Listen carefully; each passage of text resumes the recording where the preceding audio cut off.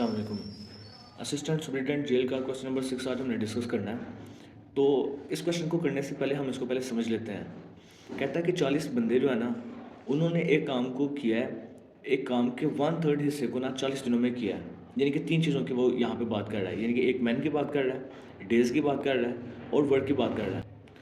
और उसके बाद वो कहता है how many more man should be employed, और कितने बंदे चाहिए होंगे to finish the rest of the work, जो बाकी काम रह गया है उसको ख़त्म करने के लिए बाकी कितने बंदे चाहिए होंगे इन 50 मोर डेज, बाकी 50 और दिनों के अंदर।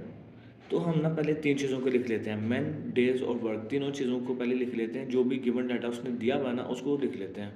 पहले उसने मैन दिए हुए हैं 40, फिर वो कहता है कि बाकी एक तो मैंने उसने दिया है 40 दिए हैं, और वो कहता है कि बाकी आपने फाइंड करने हैं। अब वो कौन से फाइंड करने हैं वो भी कैलकुलेशन करके एक स्टेप एंड पे भी होगा, जिससे ये आंसर रिक्वायर्ड आंसर आएगा।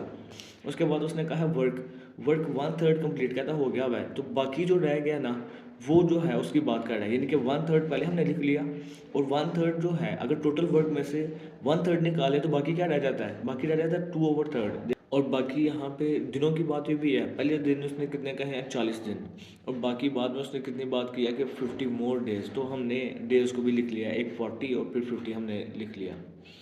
अब ना इन एडोज़ को समझना ज़रूरी है कि हमें ये पता होना चाहिए कि एडोज़ के मुताबिक ही ना हम इसको सॉल्व करेंगे। जैसे इस क्वेश्चन को सॉल्व करने के डिफरेंट तरीके हैं। हम ना ऐसा करते हैं कि जिस भी जो पार्ट है ना, पोर्शन जो है जिसके साथ एक्स आ रहा है, जिसको आपने फाइंड करना है, उसके साथ ना हम एडो ऐसा लगा देते हैं, ऊपर की तरफ हम लगा देते हैं मिसाल के तौर पे।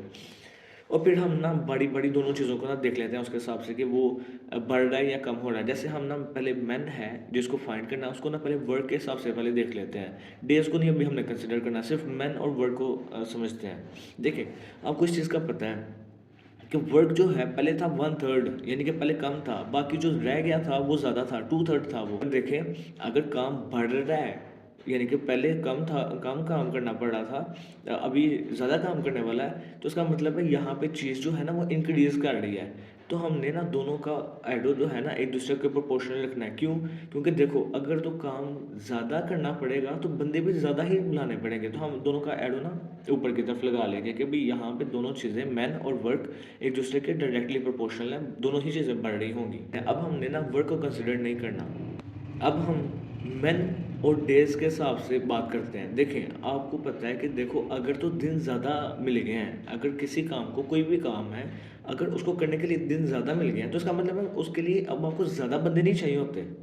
तो बंदे नहीं बढ़ेंगे, ये इसलिए हम लिखेंगे कि भाई ये दोनों चीज़ें एक दूसरे के प्रोपोर्शनल नहीं है। इसका एरो तो हमने सबसे पहले लगाया था, हम इसके हिसाब से हम ना इसका एरो को इन्वर्स कर देंगे। क्यों? क्योंकि देखें, यहाँ पे अगर दिन बढ़ रहे हैं तो बंदे बढ़ेंगे नहीं। यहाँ से पता चल रहा है कि ये दोनों चीज़ें एक दूसरे के प्रोपोर्शनल नहीं चल रही, दोनों दोनों एक ही टाइम पे इंक्रीज नहीं होंगी। इसलिए हमने यहाँ पे एक का एरो अपवर्ड था तो दूसरे को उसके ऑपोजिट ड्रॉ कर दिया, और फिर हम इसी लॉजिक को यूज़ करते हुए ना इसको आगे सॉल्व करेंगे। अब देखें, आपने ना, वैसे ये दो तरीकों से हो सकता है, मैं इसको इस तरह से लिखता हूँ कि देखें कि एक्स जो है ना, जहाँ पे एरो स्टार्ट हो रहा है ना, उसको हम पहले लिख लेते हैं, x over 40 is equal to, हम यहाँ पे लिखते हैं ये वाला पोर्शन जिसके साथ एक्स है उसको एक साइड पे लिख लेते हैं, और बाकी जो जो हिस्सा रहता है उसको हम दूसरी साइड पे लिख लेते हैं। देखिए, जहाँ पे था ना, जहाँ से एरो स्टार्ट हो रहा था उसको हमने ऊपर की तरफ लिखा है। तो हम ना यहाँ पे देखें 40 ऊपर रहेगा और नीचे 50 नीचे रहेगा, और इसके साथ मल्टीप्लाई क्या कर लेंगे। यहाँ पे देखें, मैंने बताया कि जो नोमिनेटर में चीज़ आएगी ना वो ये वाली आएगी जहाँ पे एरो स्टार्ट हो रहा है। तो इसका मतलब है 2/3 ऊपर, और नीचे क्या होगा 1/3 ये। अब आपको इसके हिसाब से आप देखो तो ये 3 इस 3 से तो कैंसिल हो जाना है। और इस तरह से हमने देखें एक्स की वैल्यू को फाइंड कर लिया, क्या आंसर आया 64। लेकिन देखें, अब यहाँ पे मेन पॉइंट है कि ये जो एक्स की वैल्यू है ना वो इसका आंसर नहीं है, क्योंकि उसने क्वेश्चन में आपको पूछा था कि how many more man should be employed, कि कितने और ज़्यादा बंदे चाहिए होंगे। जैसा कि देखें कि पहले 40 बंदे थे और वो 1/3 वर्क कर रहे थे 40 डेज़ में। तो नेक्स्ट हमने जो चीज़ फाइंड किया वो ये बता रही है कि अब जो बाकी काम था 2/3, वो 50 दिनों में कितने बंदे कर रहे हैं, 64 कर रहे हैं। लेकिन क्वेश्चन में उसने ये नहीं पूछा, बल्कि क्वेश्चन में ये पूछा उसने कि पहले अगर बंदे 40 थे तो how many more man should be employed, तो अब कितने बंदे उसमें ज़्यादा चाहिए होंगे, मोर मैन शुड बी एम्प्लॉयड।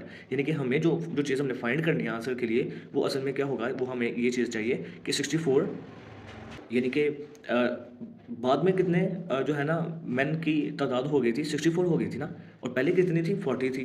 तो वो कहता है how many more man should be employed, तो हमें और ज़्यादा कितने बंदे लगाने पड़े थे ये बाकी काम को कंप्लीट करने के लिए। तो वो उसका आंसर ये है कि 64 माइनस 40 अगर हम करें तो फिर 24 मैन हमें और ज़्यादा चाहिए थे, ताकि ये जो बाकी काम रह गया था वो 50 दिनों के अंदर कंप्लीट हो जाए। तो ये इसका आंसर 24 होगा। ये बात ध्यान में रखनी है। कुछ बच्चे यहाँ तक इसको कंप्लीट कर लेते हैं, ये इसका आंसर नहीं है, बल्कि 24 मैन इसका आंसर है।